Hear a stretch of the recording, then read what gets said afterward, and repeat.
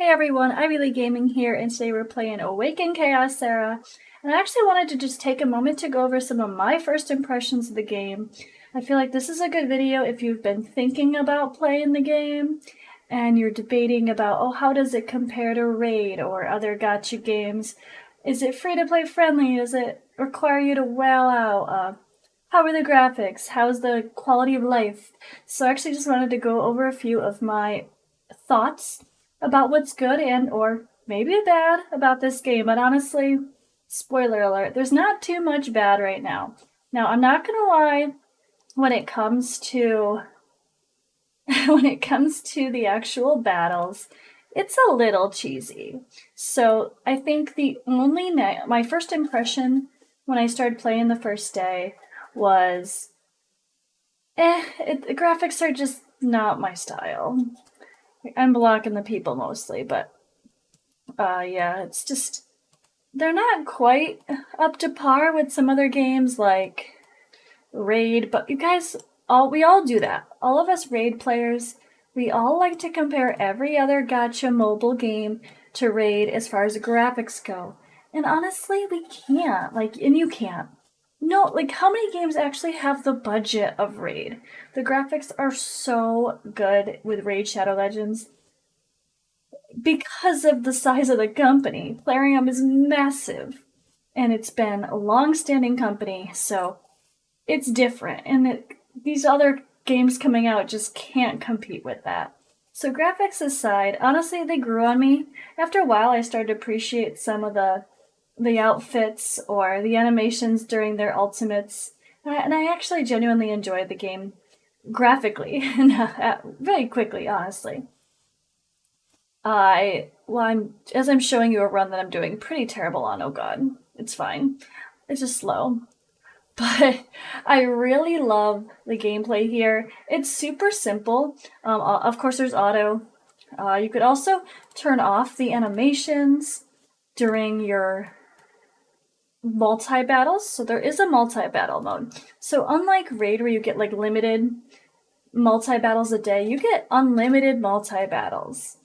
So, yeah, you can only do them in batches of 10 at a time, but it's unlimited. So when you're just chilling on the computer or working or playing Raid or playing Lost Ark, whatever else you're playing, it's just so easy to just chill and play this game. And just oh, I did another 10. All right, let me go farm someone else's glyphs. Let me go farm someone else's abilities. Oh, speaking of which, in this game, you can farm your books skills immediately. You can immediately go in and start farming as fast as you want. You can farm the dungeons for doing so very, very quickly. It makes it so much easier. If depending on how much you want to grind those dungeons, you can grind and you can max out a character's skills and not have to wait until there's a special event or wait until you finally get enough diamonds or gems or something to buy them in some shop. You can just grind. Simple enough. And I also feel that even though this is a gacha game and it's a grinder style game, champion collector style, kind of like Raid, I don't feel like the grinding in this game stresses me out the way. Obviously, we're talking about Raid. I was compare it with Raid here. So I don't feel like it stresses me out the same. You can just do 10 multi-battles, walk away, come back, and just do a few more. Doing all the daily quests is simple. You don't even have to do all the dailies to get all of your daily rewards. It's actually pointless. You don't get anything extra here. It's just a checkbox. Same thing here. Doing summons or only getting achievements, of course. There's a lot of long-term ones there. But you can just chill, and there's a lot of free characters in this game, some of the best character like Zatlux here. You just gotta grind some arena and do some other quests here in order to get that. And then, of course, there's some other great champions like Ciara that you can get a little bit later in the game. This one's quite a bit harder. Clearing Void Tower hard is not something I'm going to be able to do for a while, I don't think.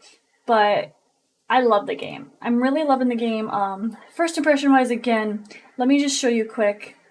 Easy to hang out here and see stats. You want to click more, you can see what your stats of your character is. You can go in and change the gear. When it comes to changing out gear, it's free. You get a better piece, you're like, oh, I want this one instead. Hit change.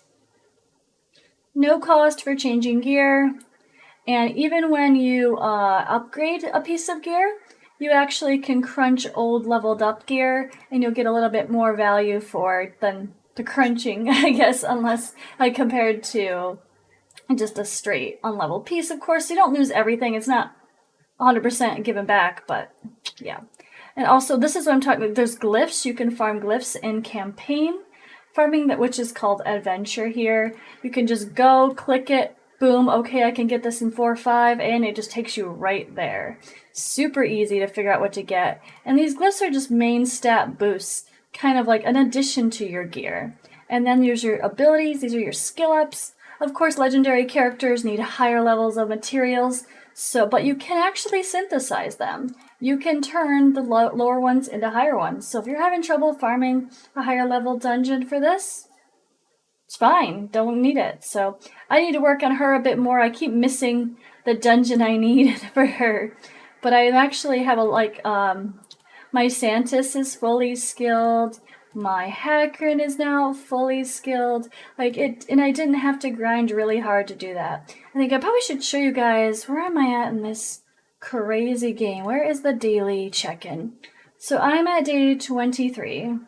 There's a rookie event when you first sign in. I absolutely love that feature, and the events aren't too bad. I am a little bit slower at grinding the events right now. We have a gear collection event, but the good thing is about farming adventure mode, not only are you farming for glyphs, but you also get gear along the way, and the gear can be better than the gear you're getting in the dungeons. So you could get 5-star gear here.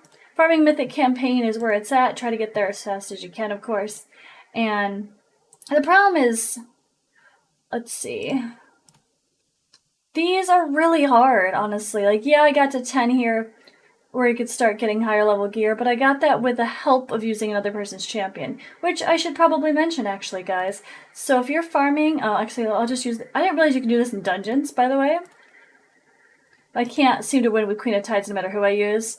But let's say I want to go in, I want to use my main team, but I want to try, let's see, I wish I had, okay, so this would be the team, right? But with Rodira, I wish she was leveled up higher, and I wish I had a Gangalo. Well, someone's letting me use their Gangalo, and he pairs very well with Santis, so boom, I can use someone else's champion to get through some content, including campaign.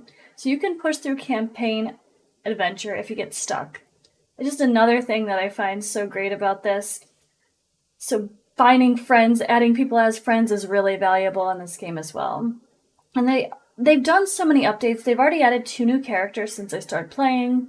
I mean, honestly, I could go on. I just really, really like this game. I completely see why people are switching to it as their main game, or at least like me, just playing it pretty well on the side. There's definitely days I don't play that much, but I feel like that's okay in this game. I feel like you can go in, spend 10 minutes, do your dailies, and you can just shut it down and not feel stressed. Of course, you're not going to level up your person's abilities without a little bit of grinding, but it's really easy to play. Personally, I'm playing on LD player now. It doesn't make my computer sound like it's going to explode, is what I always say, because BlueStacks tends to make it seem like it's really going to overheat. I'm just using a gaming laptop. But I'm really loving using LD player instead. And I just constantly have that up. 10 battles on grinding. Maybe I'll grind some ability materials. Maybe I'll grind some glyphs. I just constantly doing that in between times, or trying to go through things like they have Endless Trial. They just added a new character, and along with the new character, they had a really fun summon event, which I will show you guys. Oh gosh. This is not a good run to show, probably. How are we doing? Someone's already dead. Oh, no, they're not. Yeah, they are. Rodira was level 40. She can't hang up here. So, ironically, Santis is really good as she's a poisoner. Gangalo pairs with her as well. Poisons are great against bosses in this game. And Santis is a good affinity. well, she's the same affinity, but she's good for farming the thing that gives her the best gear. So I don't know how I feel about that. I find it kind of funny. But there's still so much I'm unpacking with this game. And actually, I'm actually gonna stop. This has a chance to win unless I keep healing. Is he gonna solo it? No, he's gonna get stunned. And they're gonna heal again, aren't they? See, I want to show you guys. I almost won. I'm gonna retreat. When you retreat, you don't lose resources. So that's also good. And one thing, if you're not I should mention, we talked about arena, or having to do a bunch of arena to get Zatlux, but you can actually just do the training ones that aren't real PvP battles, and it still counts. So if you're like, I don't really care about PvP, I don't want to get into that yet, doesn't matter. You can just chill. You can totally chill. Now, I know I'm probably going to get some judgment for my noobness, guys, but I still have so much to learn. I know you're probably like, you don't know what to do in Queen of Tides.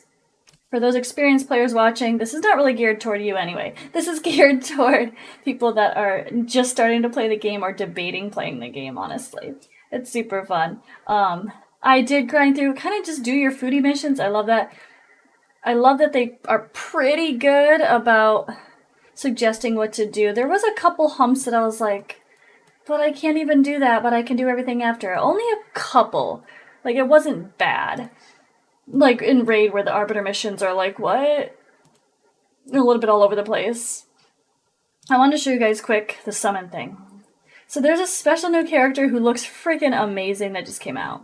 So the special summons with him, this game actually tells you your pity. That's another thing we like about this game, right? It actually lists all the heroes you can get from this section, and it says like once you obtain a legendary hero, the drop rates return initial value, and you're guaranteed a legendary every 100 summons, period.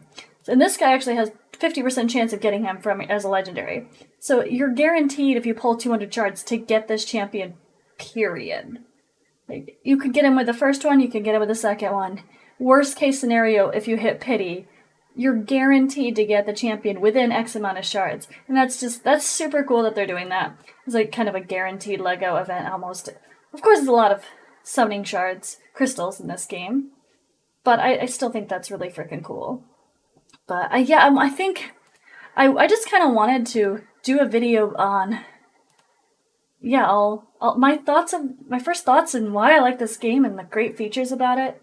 I'm really addicted, and I really plan to post a lot more on this channel. It's super, I don't know. It's chill. It's chill, but fun.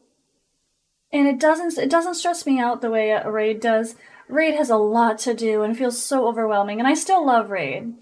But this game doesn't stress me out, and I really like that about it. I'm still working on saving up for some summons here. I want to make sure I have a lot before I pull again, but I'm having fun. If you guys have any questions, let me know in the comments below about my thoughts of it, especially if you're like someone like a Raid player, or I also have played Summoner's Glory, Konosuba, Near Reincarnation, and so if you want like some thoughts on my comparisons, let me know. Or if you have some of you, like, what are your favorite things about this game in comparison to other gacha games you've played? Let me know that as well in the comments below. Maybe it'll help someone who's debating playing a game like this make the decision. Or if you're just starting and you're not sure how you feel about it, maybe there's some features here you didn't even notice. And I didn't even cover all of it, guys. There's so much more. Oh my god, there is so much more. The altar. Banish. Banish people. Turn them into things. Pull more people. Permanent fusions that are always here that you can do multiple times. Like, there's so many things I didn't even cover. I'm loving Ace. I think they did a great job, and I hope that they continue. Oh, wait. See what I mean? I can't even stop. Because there's something else that I just can't forget to mention. Battle Pass, guys. They have a cheap Battle Pass, and you actually get a guaranteed champion along the way. Like, what? And look, the champion's not at the very end of the Battle Pass. It's in the middle almost. Hello. I need to get grinding. I'm really behind. It's halfway through the event, and I'm not halfway through the event. So, alright, I'm really going to say bye-bye for now, and I'm gonna get back to grinding this game and about to stream. So, yeah, let me know in the comments below, what are your favorite parts about Ace? What would you want new people to realize as like some of your favorite features as far as quality of life goes, or just anything? I'd love to hear people's input, and I will catch you guys in the next video.